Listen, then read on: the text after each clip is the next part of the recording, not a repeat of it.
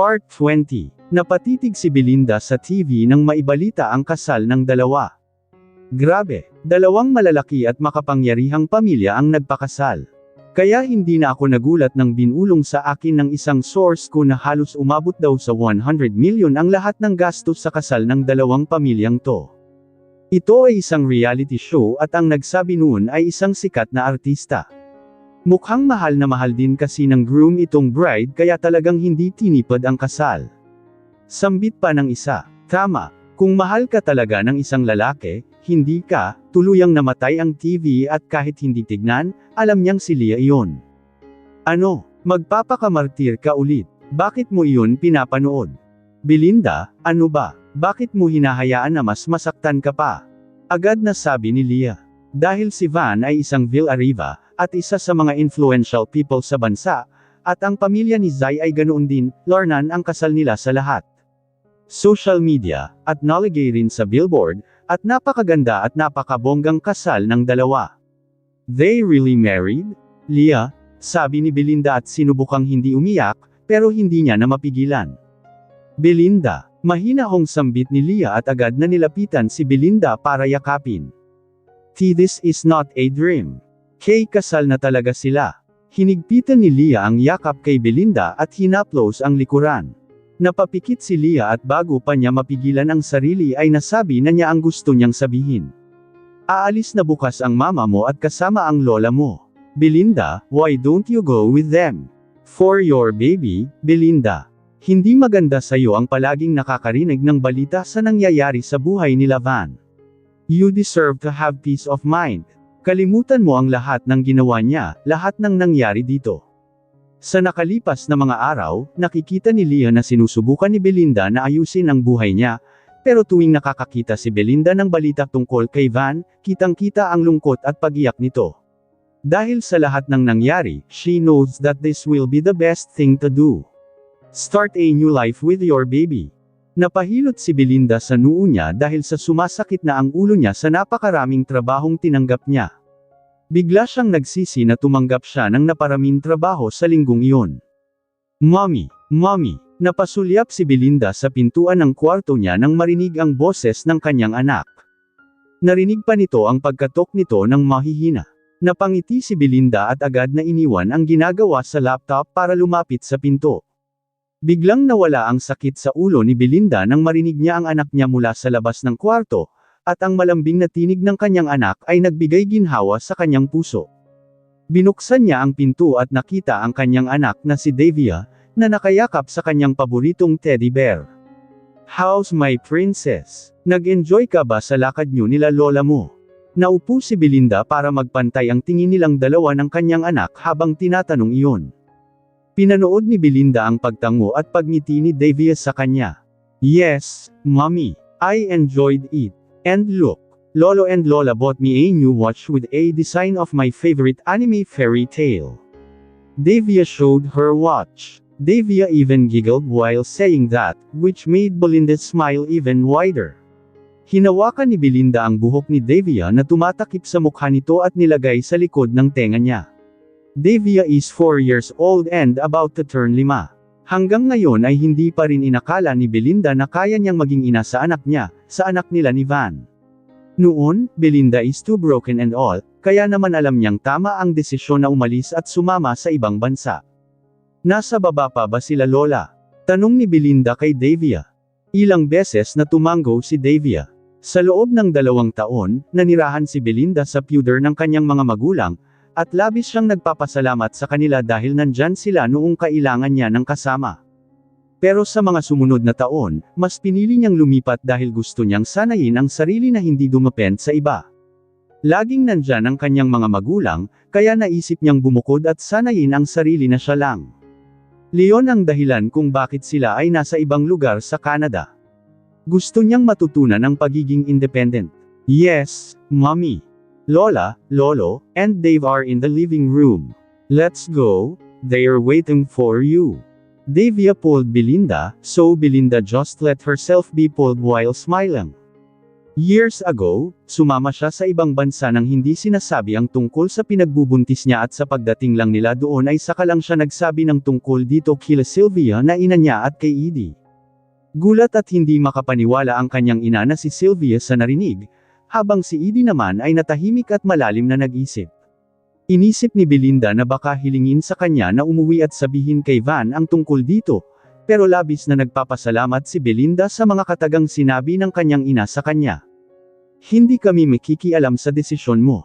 Hindi ka namin pipiliti na sabihin iyan kay Van dahil desisyon mo ang masusunod dito, pero lagi mong isipin na nandito lang kami para sa iyo. Iyon ang sinabi ng kanyang ina habang si Edie ay hindi nagsalita, pero ang mga mata ay sobrang lambot. Inaasahan ni Belinda na makakarinig siya ng masasakit na salita dahil nasanay siyang nakakarinig ng masasakit na salita mula sa mga Juarez, pero sa mga sandaling iyon, wala siyang narinig at aaminin niyang sobrang gamaan ang loob ni Belinda. Juarez. Huminga ng malalim si Belinda namang maalala ang apelyedong iyon. She is no longer Belinda Juarez. She now uses her father's last name, Francisco, and her child also uses that surname. Ma, dito na po kayo magpalipas ng gabi. Agad na sinabi ni Belinda nang makita ang kanyang ina sa sala.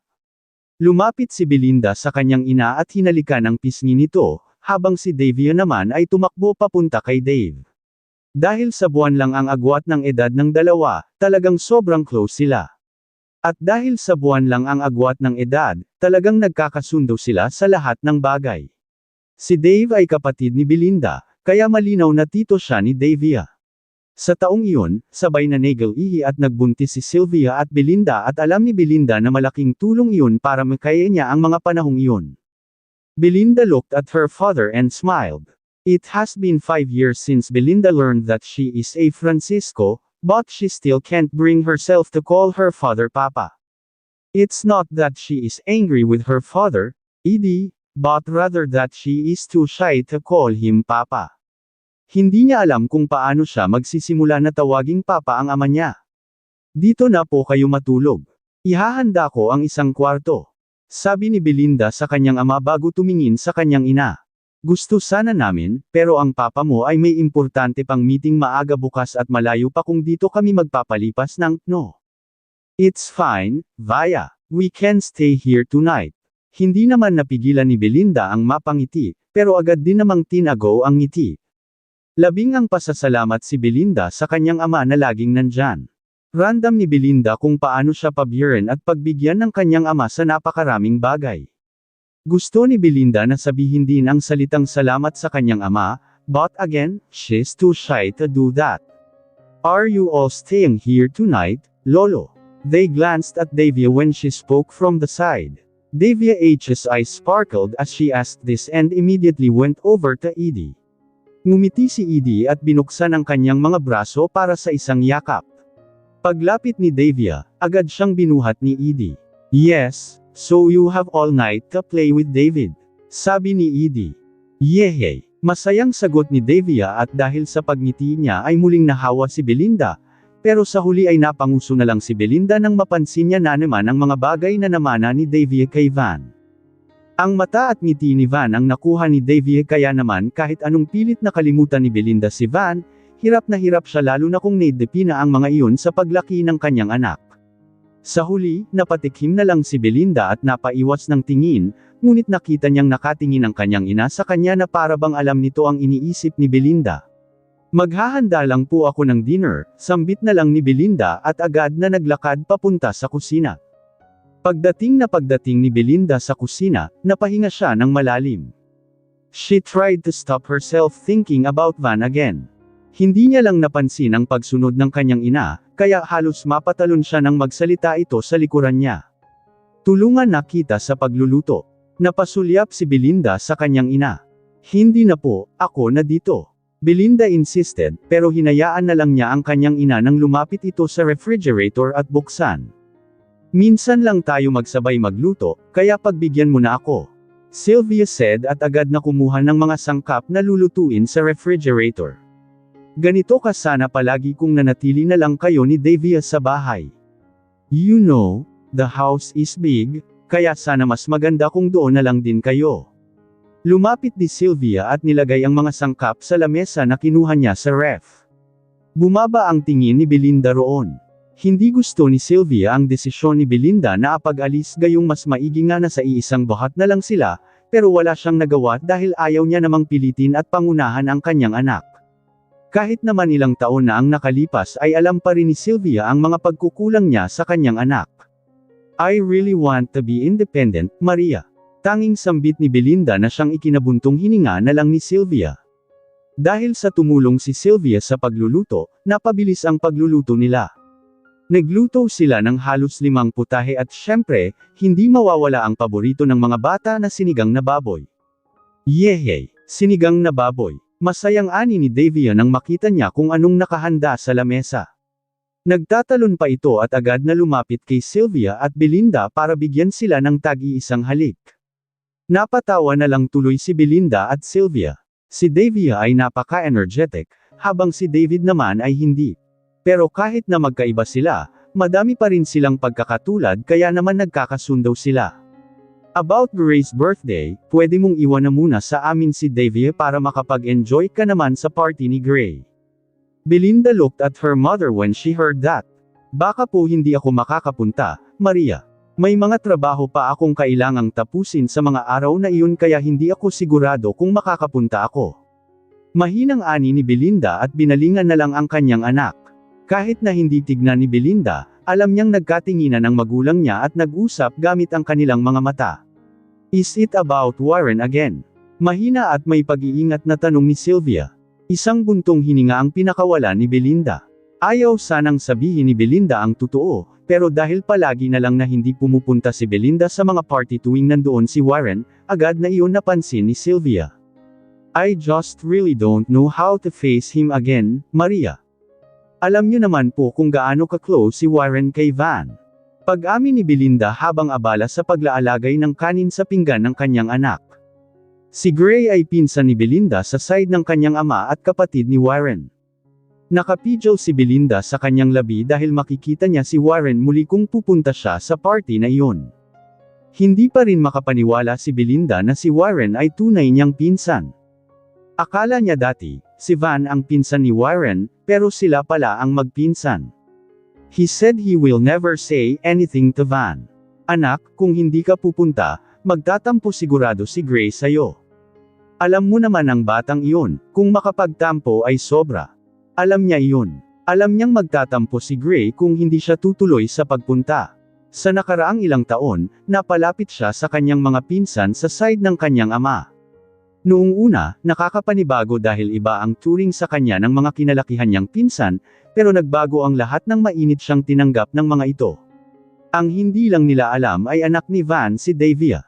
Walang nagtanong kung sino ang ama ni Davia, pero kung malaman nila iyon, sigurado akong magugulat ang lahat dahil lumaki ang mga pinsan niyang inakalang pinsan nila si Van at ang malaman na anak ni Van ang anak ko ay talaga namang nakakagulat. Everything in Belinda's life changed when she became a Francisco. She never expected to become a Francisco, ni hindi niya naisip na hindi naman pala siya anak ng tumayong ama niya, but that was when she began to reflect on everything about her true identity. The Franciscos are not just millionaires but billionaires. Belinda has also met almost all of her cousins on the Francisco side, and they have met several times. But what she always tries to avoid are the days when she has to be with Warren. Pero sa lahat ng oras ay alam niyang mahirap iyon lalo na at isang Francisco din naman si Warren. Alam ni Warren tungkol kay Davia at alam ni Belinda kung gaano sila ka-close ni Van kaya naman kabado siya tuwing nandyan si Warren. Ang huli nilang pag-uusap ay 3 taon na ang nakalipas at doon niya rin nalaman na nanganak si Belinda dahil hiniling din ni Belinda na huwag ipaalam kay Warren. Napakalamig ng pakikitungo ni Warren sa kanya dahil sa paglilihim niya kay Davia mula kay Van, isinatinig pa nga ni Warren na hindi niya gustong ilihim ito at ang gusto niya ay ipaalam na lang kay Van ang tungkol dito. He deserves to know about his daughter. Leon pa ang sinabi ni Warren kay Belinda noong mga araw na nalaman ni Warren ang tungkol kay Davia. Hindi na rin naman nagulat si Belinda, pero laking pasalamat niya na kahit ganoon ang pakikitungo ni Warren sa huli nilang pag-uusap, hindi naman niya sinabihan si Van tungkol dito. May asawa na si Van at baka nga may anak na rin ito ngayon kaya ayaw na ni Belinda makigulo. Nang umalis si Belinda at sumama sa ibang bansa, buo na ang desisyon niyang huwag ipaalam kay Van na buntis siya, and aside from that, masyado na siyang durog sa mga panahong iyon para sumugal ulit. Gray, pumunta ka, noong huling party hindi ka pumunta kaya dapat pumunta ka ngayon. Belinda stared at that message from Gray. She was about to call her para kausapin at agad nang mag-sorry dahil hindi siya pupunta, pero naunahan siya sa text message. Gray, hinding-hindi nakita kakausapin kung wala ka sa birthday ko. Napahilot na lang sa batok si Belinda nang may pumasok na text message ulit mula kay Gray. Dahil alam niyang magtatampo ang pinsan niyang iyon, wala siyang nagawa kundi ang pumunta. Sa isip ni Belinda ay pupunta siya, pero saglit na lang. Kabadong-kabado si Belinda sa pagpasok sa hotel kung saan gaganapin ang birthday party ni Gray. It was a pool party. Pagpasok niya, agad siyang sinalubong ng mga pinsan niya, pero natagpuan ng mga mata ni Belinda si Warren na seryosong nakatingin sa kanya. Napaiwas na lang si Belinda ng tingin at agad na nakipagpalitan ng pagbati. 10 tao ang nga naroon at lahat sila ay pinsan ni Belinda. Gray, Faye, Julius, Julian, Warren, Zaira, Yuhan, Kay, Valerie, and Zoren. Oh, at last! Mabuti naman at dumalo ka. Nako, kung hindi ka dadalo ngayon, paniguradong ipapabomba ko na ang opisina mo. Gray said and immediately got a drink to give to Belinda. Hinayla pa niya ito agad na pinaupo sa bakanteng upuan. Busy lang ako sa trabaho, and you know I have Davia. Tanging sambit ni Belinda, pero hindi nila pinakinggan si Belinda. Sabihan mo ako kung kailan mo siya ipapabomba, ha? Masyadong tutok itong pinsan natin sa trabaho, Kahit hindi na nga magtrabaho ay mabubuhay na ang mga anak ng anak niya hanggang sa apo niya sa kuko sa sobrang yaman ni Tito Edie. Faye, also one of Belinda's cousins, said. Napatawa na lang si Belinda sa sinabi nito at ininom na ang alak na bigay ni Gray. Pagkainom niya noon ay nilapag na niya agad sa lamesa. Ayokong dumapen sa yaman ng mga Francisco, Gray. Saka kaya kong magtrabaho. Belinda said, yeah, right. Independent woman, like da. You don't need to do that. Saka come on, wala ka talagang balak na kunin ang inaalol ni Tito Edie na posisyon sa kumpanya. Talaga bang mas gusto mong magtrabaho sa ibang kumpanya? Sinabi ko na, hindi ko kaya ang ganoon kalaking kumpanya. Hindi ko kayang mamahala ng ganoon kalaki, baka mamaya bumagsak pa dahil sa akin. Tumawa pa si Belinda nang sabihin iyon. Belinda is thankful na halos lahat ng pinsan niya ay kas-ando niya, pwede na lang talaga kay Warren. Napanguso na lang si Belinda nang maalala si Warren. She tried to look at his place at napaiwas din nang makita niyang nakatingin si Warren. Nga pala, where's Davia? May mga pinamili akong damit for her. Si Zaira nakakaupo lang dahil galing sa pool. She was about to say something, pero hindi niya natuloy. Napatingala si Belinda nang maramdaman niyang may tumayo sa tabi niya. Tumingin siya sa taong iyon at umawang ang labi nang makita si Warren. Here, may inabot na invitation card si Warren kay Belinda, pero nang kunin na ni Belinda iyon, agad itong tumalikod at umalis nang walang sinasabi. Problema nun, kunot noong tanong ni Gray. Aba malay ko dyan. Mula naman noong malaman natin na hindi natin pinsan si Van ay ganyan na yan. Si Faye na siyang ikinabuntong hininga ni Belinda. Bumalik ang tingin ni Belinda sa hawak niya. Even Gray and Faye looked at that card, pati na ang ibang pinsan nila at agad na rin lumapit. Ano yan? Julius asked, isa rin sa mga pinsan nila Belinda na galing din sa poll. Dahil halos lahat ay nakatingin at kuryoso na sa invitation na binigay ni Warren, agad na binuksan ni Belinda iyon, pero nang tingnan niya ang imbitasyon, nalaglag ang panga niya sa nakita. It was a wedding invitation at may pangalan si Warren doon kasama ang pangalan na buo ni Leah na Alalia, at may petsa na para sa kasal. What is this? Kinuha sa kanya ni Gray ang invitation at pati sila ay gulat din at parang walang alam. There's also a bridesmaid and all there at may pangalan pa si Belinda doon. What? She heard that from Faye. Habang ang ibang mga lalaking pinsan nila ay lumapit na ayn. Bumaba ang tingin ni Belinda sa mga groomsmen at halos murahin nang makita ang pangalan ni Van. What the hell? Ilang sandali ay tumunog ang phone ni Belinda at nang tignan ay nakita niya ang pangalan ni Leah. "Excuse me," Belinda said and immediately stood up, leaving the invitation there na pinagkakaguluhan ng mga pinsan niya. "What the hell is that, Leah? Akala ko ba hindi mo gusto si Warren? And you never mentioned that you two are, what the hell? I can't get this." Naguguluhan si Belinda at pati ang mga sasabihin ay nakalimutan na niya. "You got it. The invitation. You are invited to my wedding kaya mag-impake na kayo ng inaanak ko dahil uuwi kayo sa susunod na buwan for the preparation for my wedding. Leah, and don't make any excuses, Belinda. Uuwi ka sa gusto at sa gusto mo. Leah, ano, mahal mo pa kaya hindi ka makauwi?" Napapikit si Belinda sa narinig. "Of course not. Hindi ko na siya mahal. Stop saying nonsense. Saka may asawa na siya, kaya stop saying that." Inis na ani ni Belinda. Belinda, ilang beses na siyang kinumbinsing umuwi ni Leah, pero hindi na talaga gusto ni Belinda ang bumalik doon, not because she still loves Van, but because she and her child have a quieter life in Canada. "Hindi mo naman pala mahal, edi umuwi ka na. Come on. This is my wedding, Belinda. Ano, hindi ka dadalo? Ang sama mong kaibigan, Saka si Davia ang gagawin kong flower girl." Napapikit si Belinda ng sobrang riin at gamit ang daliri ay sinukli niya ang kanyang buhok. "Really? Tapos ano, makikilala ni Van si Davia? Anong gagawin ko? Come on, Leah, hindi niya iisipin na anak niya yan, so stop overacting, Belinda, at paano mo naman nasabi?" Napairap si Belinda kahit na wala naman si Leah sa harap niya. Oh well, kumunat ang noo ni Belinda nang marinig ang biglang pag-aalangan ni Leah sa sasabihin. "What?" Ilang sandali ay natahimik si Leah, hanggang sa nalaglag na lang ang panga ni Belinda nang marinig niya ang sunod na sinabi ni Leah.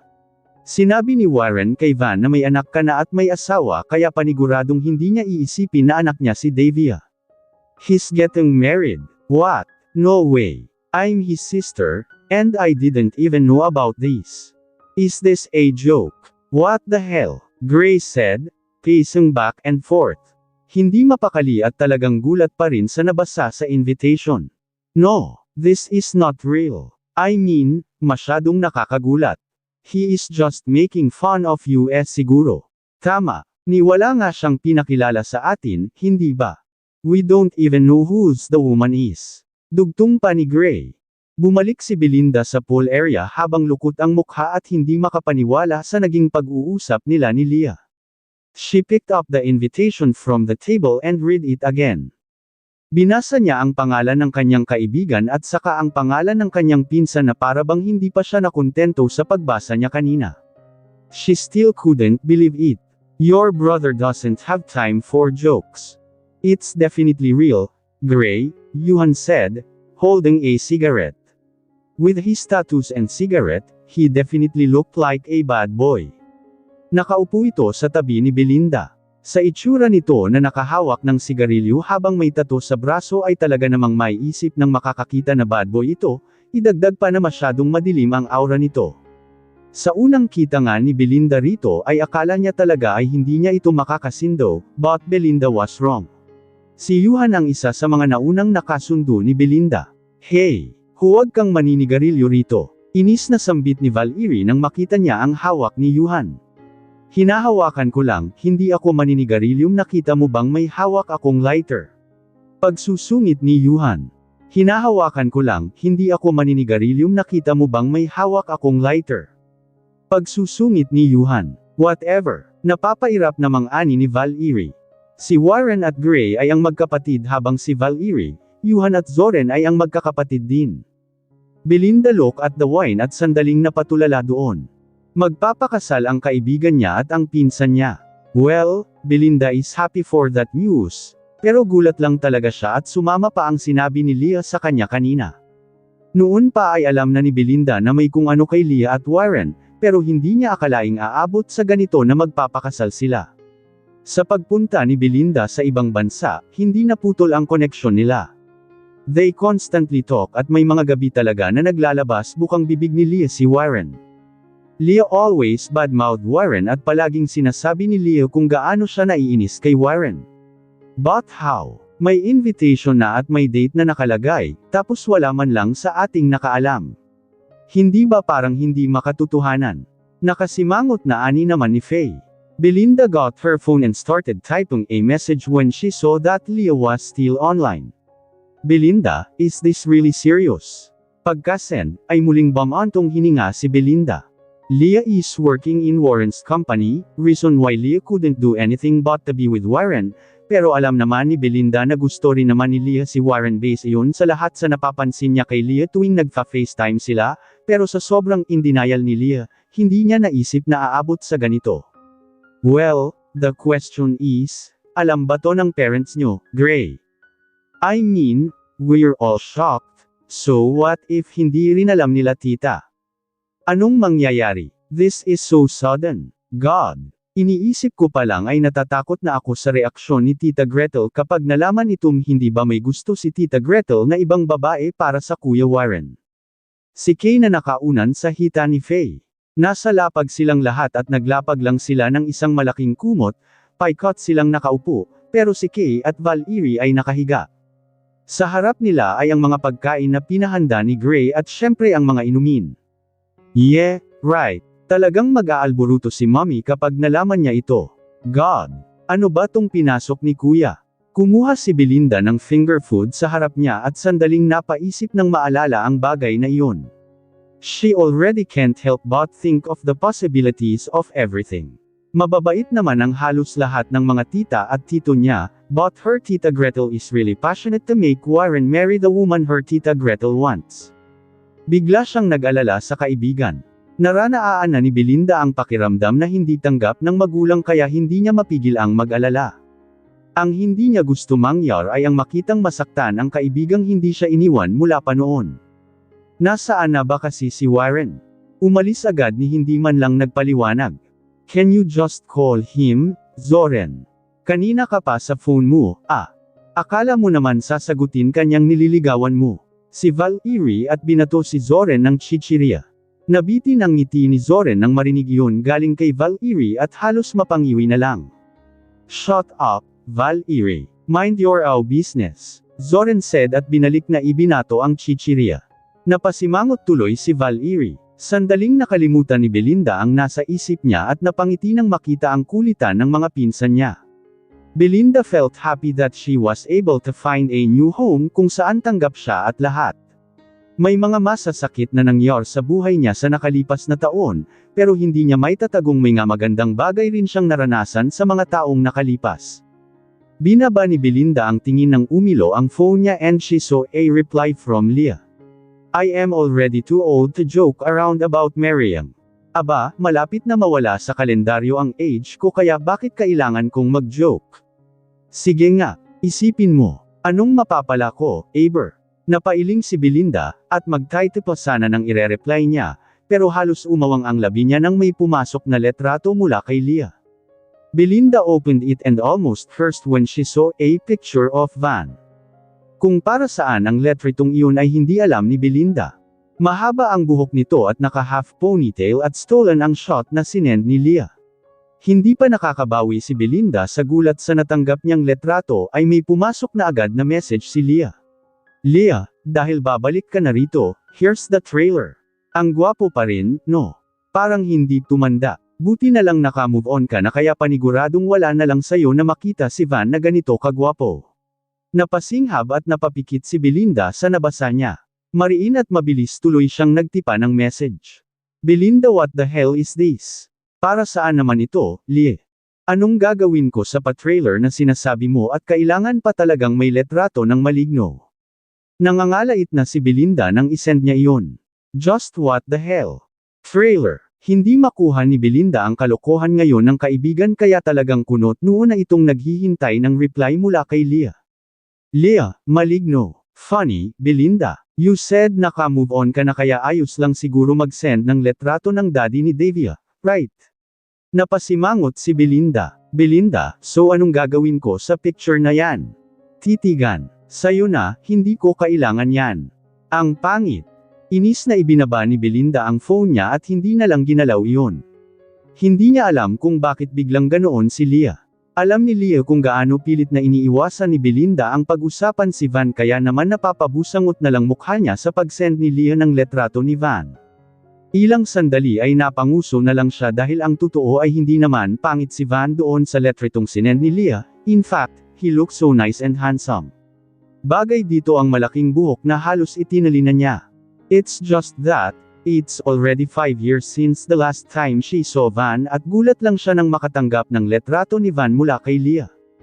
Kung anong nak-ain ng kaibigan para mang-asar ay hindi niya alam. Agad na inabot ni Belinda ang wine sa gilid at agad na nilagyan ang baso niya. Sa pagkawala niya sa sarili, halos mapuno na nga niya iyon. Dahil din sa biglaang paglagay ni Belinda sa baso niya ng alak, napasulyap si Yuhan. "You okay?" Tanong nito na hindi narinig ni Belinda dahil sa malalim na pag-iisip. Nakangiti pa nga si Van doon kaya kitang-kita roon ang pagkakahawig ni Van sa kanyang anak. "Belinda." Tinawag ulit ni Yuhan si Belinda, pero gaya kanina, hindi narinig ni Belinda. Napainom si Belinda at sinubukang sumabay sa usapan nang hindi maalis sa isip niya ang itsura ni Van sa letretong iyon. Halos mapatalon si Belinda nang kalabitin siya ni Yuhan. "Ha?" Gulat na tanong ni Belinda. Kumunat ang noo ni Yuhan. "You are spacing out. I'm asking you if you are okay." Napakamot si Belinda sa batok at napatawa na lang. "I'm fine. May iniisip lang." Like. Mabilis na nanggapa si Belinda nang sasabihin sa tanong ni Yuhan. "Ano kasi, kilala ko yung mapapangasawa ni Warren. She's my best friend from the Philippines." Nakuha ni Belinda ang lahat ng atensyon nila nang sabihin niya iyon at agad na nagtanong tungkol kay Leah, so she just answered though she could answer. She didn't want to look at her phone anymore, gusto na lang niyang manatili sa pakikipag-usap sa mga pinsan, pero nang makita ang ilang beses na pag-ilaw ng phone niya, agad niyang kinuha iyon dahil sa kuryoso. Pagbukas, agad na nakita ang conversation nila ni Leah at halos murahin ni Belinda sa isip niya si Leah nang makitang nag-send pa ulit ito ng letrato ni Van. Hindi lang isa, kundi 3 ang isend nito. And those pictures screamed how hot and handsome the one and only Van James Villarriba. "Leah pangit. Saan part? I can't see it. Pakihanap at pakisabi sa akin kung saan baka sakaling makita ko rin."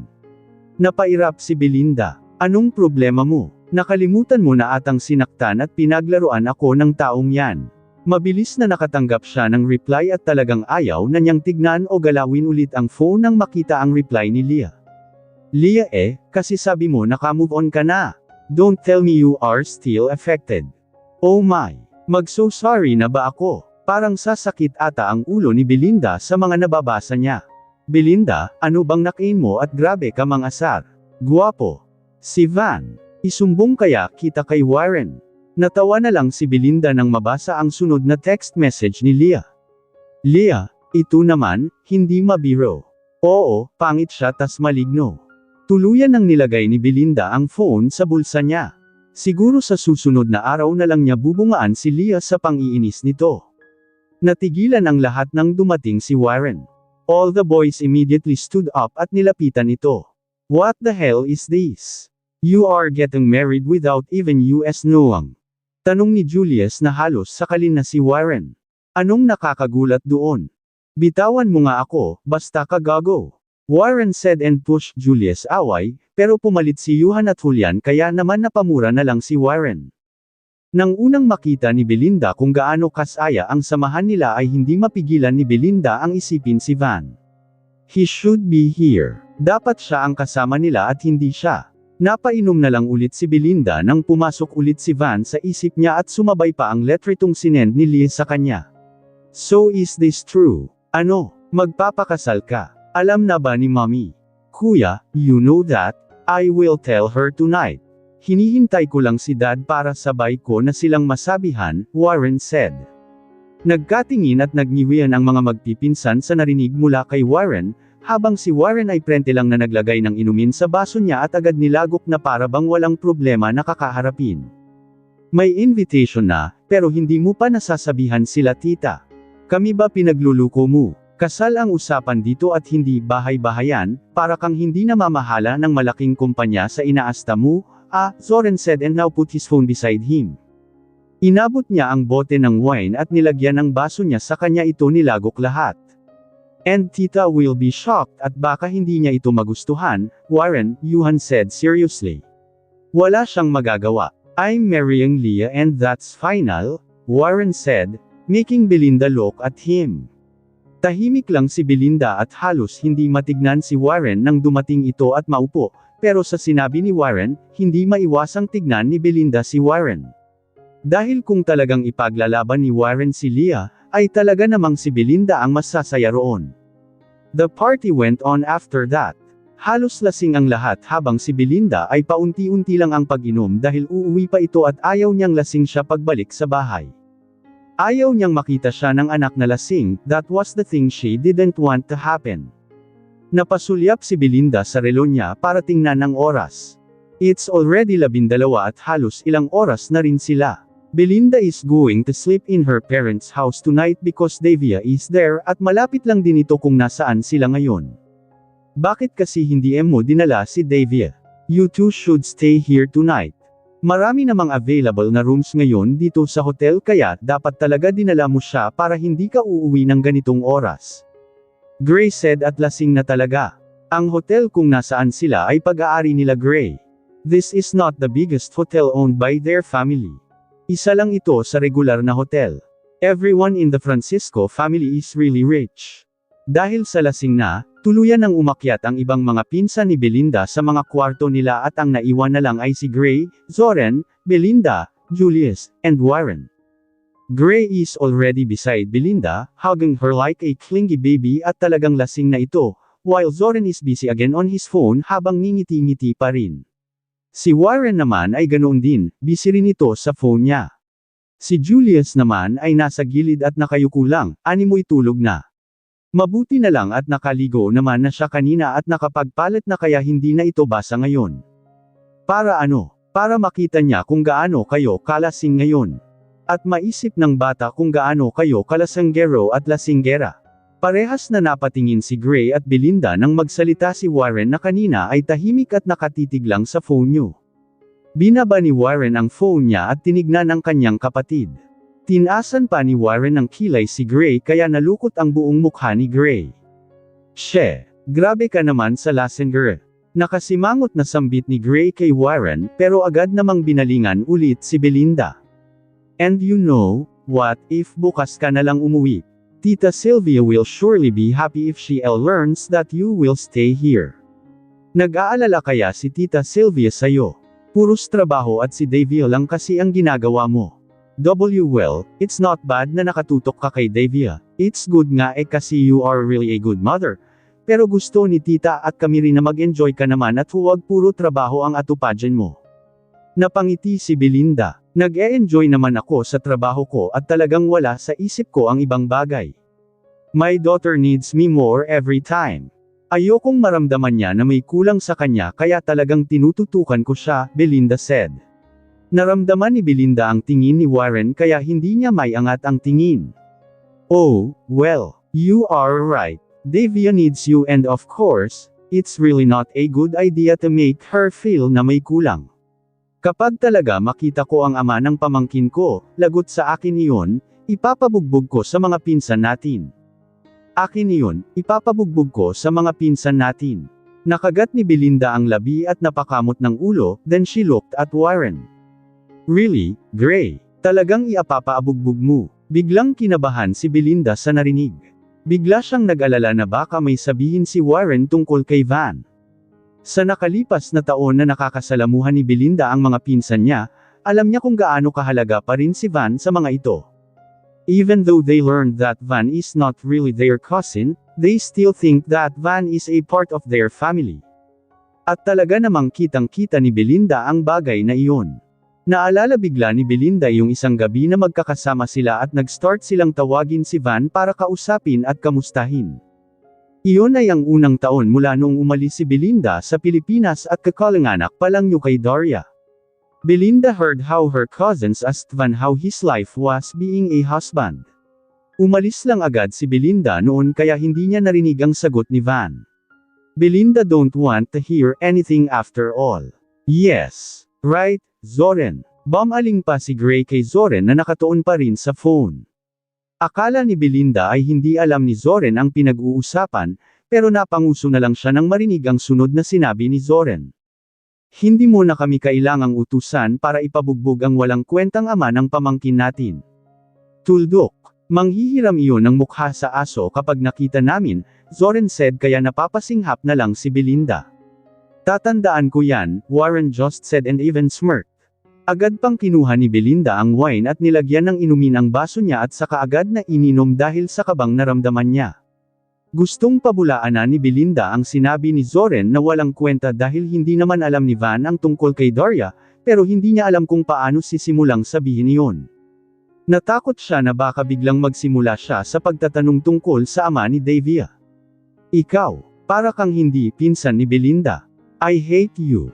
Pangit. Si Gray at tinuro-turo pa ang kanyang kapatid kaya hinawakan na lang ni Belinda ang kamay ni Gray para ibaba iyon. Suck. Umakyat na nga kayo. Zoren, ihatid muna itong mga to and wake Julius up para umakyat na rin, Warren said. Zoren looked at Gray and Julius, then looked at Belinda. Are you going home? Hintayin mo ako rito at ihahatid na kita, Zoren said and stood up. Lumapit si Zoren kay Julius at ginaising ito, nang magising, agad na lumapit si Zoren kay Gray para alalayan. Ako na ang maghahatid kay Belinda, kaya huwag ka nang bumalik, Warren said, making Belinda look at him. Gulat tuloy na tinignan ni Belinda si Warren. Belinda didn't expect that.